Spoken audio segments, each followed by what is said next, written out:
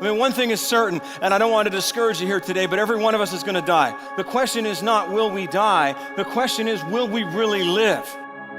God gives big dreams. The size of your dream determines what you accomplish in life. If you have a pint-sized dream, guess what? You're going to have pint-sized results. But if you allow your heart to be stretched out like a canvas, if you allow God to write a dream and a vision on your heart, how many of you know you're going to end up with a big dream? And as a result of that big dream, now you have capacity to do something great that might not only change your life and your family, but the lives of people around you. They ask people, what do you regret most in life? 80% of the people said, I regret the stuff that I didn't do, rather than the stuff that I did do. And one of the saddest places in this city is the local cemetery. And not just because of the loss of course, the dearly loved ones, but think of all the unsung songs in the local cemetery. Think of all the unwritten poems. Think of all the uninvented inventions. Think of all the business ideas that people took to the grave because they were so afraid of being mocked, or so afraid of not having the resources, or so afraid of getting stuck that they just played it safe. Big dreams, I'll tell you what, carry us through big hardship. Some of you are in a place of hardship right now. Some of you are in a place of discouragement. Some of you are feeling abandoned. Some of you look at the bank account, there's not enough there. Some of you look at the relationship account and there's not enough friends there maybe. And some of you look within and you feel empty, you feel tired, you feel discouraged. The reason I know that every one of you has a dream, even if you don't know that you have a dream, is because you were created in the very image of God. I'll tell you what, there is a big dream, probably several, that God has planted in your heart. Now, life may have stolen that dream.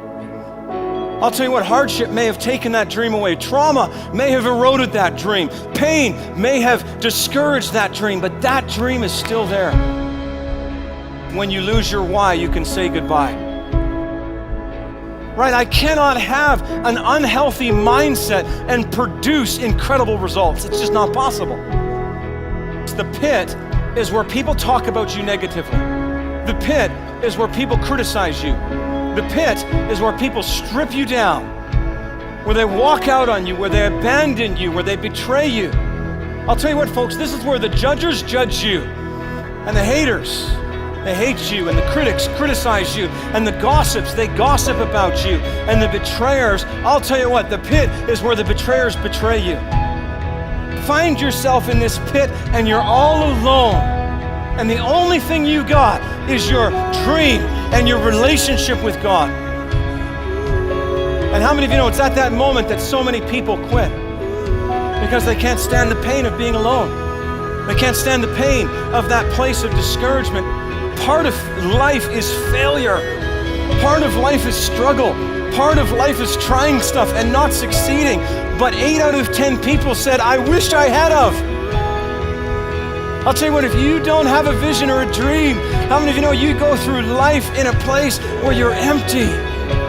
Like imagine being told no 140 times. Because that one thing could be the thing that causes you to lay on that deathbed 50 years from now and have you say, I wish I had of.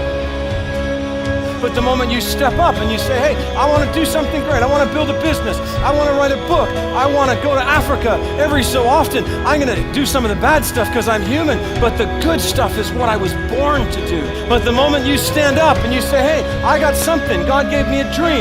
God gave me a vision. I'm created to bring good news to the poor. I'm created to bring healing to the brokenhearted. You are created in the image of God. I wish I had put it all out there. I wish I had put my effort out there, my full engagement, my dream, my vision. You need adversity in order to step into accomplishment.